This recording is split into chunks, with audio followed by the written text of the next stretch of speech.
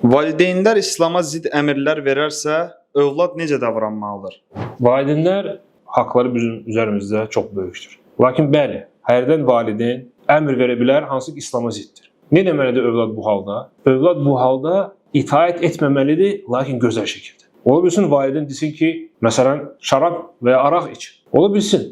Lakin o demək deyil ki, sən kobud şəkildə gəlib cavab verəsən, mübahisə eləyəsən. İslam bunu əmr etmir. Baxın, Luqman surəsində Allah subhanahu wa ta'ala buyurur ki: "Və in cahadaka ala an tushrika bi ma laysa laka bihi ilm." Birdən ola bilər, valideyn səninlə mübahisə eləyər, hətta mübarizə aparar səninlə, məcbur eləsin ki, şərik qoşasan. Ən böyük günah, içkidən də böyük günah şirkdir. Nə etməlisən? Allah subhanahu ta'ala deyir ki: "Fələ tuti'huma." Onlara itaət etmə. Lakin dərhal bundan sonra Allah subhanahu ta'ala həmin ayədə buyurur ki: "Və sahibhuma fid-dunya ma'ruf." Onlara itaət etmə, lakin dünyada, bu həyatda onlarla gözəl davran. Onlara itaət et. Söhbət hansı valideynlərdən gedir qardaşlar? Kafirlərdən. Çünki müsəlman heç vaxt şirkə, küfrə çağırmaz, məcbur etməz. Lakin Allah subhanahu ta'ala nəyə görə bu misalı bizə gətirir? Yəni ən pis valideyn misalı gətirir. Ən pis valideyn övladını məcbur edəcək, küfr eləsin, şirk eləsin. Allah subhanahu bu misalı bizim üçün gətirib ki, bundan başqa valideynlərə xüsusən biz yaxşı davranaq. Yəni ən pis valideyn sənə əmr edir şirkə, küfrə,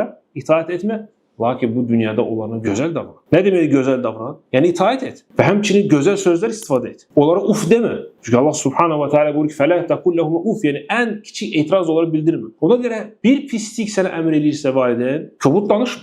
Gözəl şəkildə çalış onu başa sal. Ki sən məsələn içkini içə bilmərsən, bu haramdır. Və gözəl şəkildə itaət etmə. Və həmçinin mühüm məsələlərdən nədir qardaşlar? Bəzi qardaşlar, məsələn, deyir mənə valideyn əmr edir pis əməlləri, içki almağı və ya başqa bir əməlləri eləmək, haram əməlləri və arada söz-söhbət yaranır. Lakin problem həmin qardaşlarda da var. Çünki sən dini tanıyandan sonra sən gərək xeyir əməlləri artırasan. O qədər bizim hamımızın nöqsanları var valideynə qarşı. Biz bəyəm kamil şəkildə onlara haqları vermişik? Yox. Ona görə sən İslamı tanıyandan sonra, artıq sən İslamı biləndən sonra sən gərək bu əməlləri artırasan. Yəni bu tərəfdən sən əgər haram şeylərdə itaət etmirsən, halal şeylərdə, gözəl əməllərdə əksinə valideynlərə kömək elə. Ki görsün ki, İslam səni necə gözəl elədi.